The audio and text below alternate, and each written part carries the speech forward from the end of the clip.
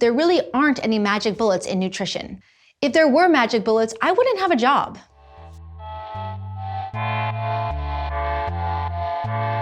I'm Sarah Romotsky, a registered dietitian, and today I'm answering the top 5 questions I get asked the most about nutrition. Let's get started.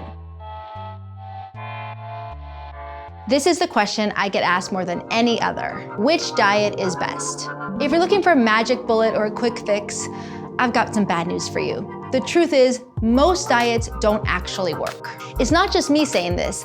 A lot of studies have shown that most diets are really hard to sustain over a long period of time. The reason is that most diets focus on restriction in some way. They're telling you what to eat, what not to eat, and when to eat. It might be okay to abstain from a food for a short amount of time, but what happens 6 months or 1 year or 2 years later? No one can abstain from a food for that long, and if you can, you probably are unhappy. So what's the alternative to a diet? It's kind of cliche and not really popular, but the answer is moderation and balance. People always want to ask me, how do I know if I'm allergic to a food? There's a real difference between a food intolerance and a food allergy. The only person who can really tell you which is which and what you should do about it is your doctor or another health professional. The person you shouldn't talk to is the internet. Another question I get a lot is, should I be juicing?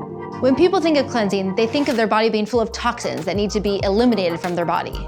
There's no universal scientific definition of what a toxin is. For some, a toxin could just be a carbohydrate.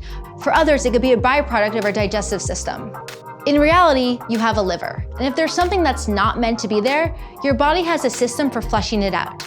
You don't need to do a cleanse to get it started. I think there's an assumption that drinking juice will give you all the nutrients you need. And that's just not the case. If you like juicing and cleansing, I'm not saying don't do it, because there can be other benefits. Just don't try to replace a meal with it. A lot of people want to know what's the perfect time to eat and not eat. There's this idea that if you eat after a certain time, the food will just sit there and you're more likely to gain weight. There is some science to support that, but as we've already established, diets are really hard to sustain. And if you're looking to have a better relationship with food that's much more sustainable over a long period of time, a good rule of thumb is just to eat when you're hungry. A really hot topic right now is, should I stop eating meat and go plant-based?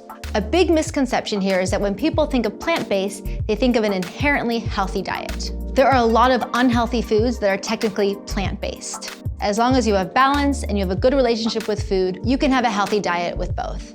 The best way to find balance is to learn how to both enjoy food but also know your limits. And the best solution, we think, is called mindful eating.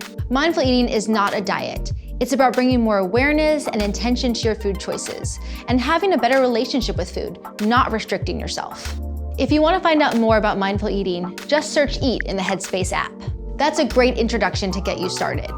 If you have more questions about food or mindful eating, send them to askanutritionist@headspace.com and we'll answer them in a future episode. I'm Sarah Romotsky. Thanks so much for watching.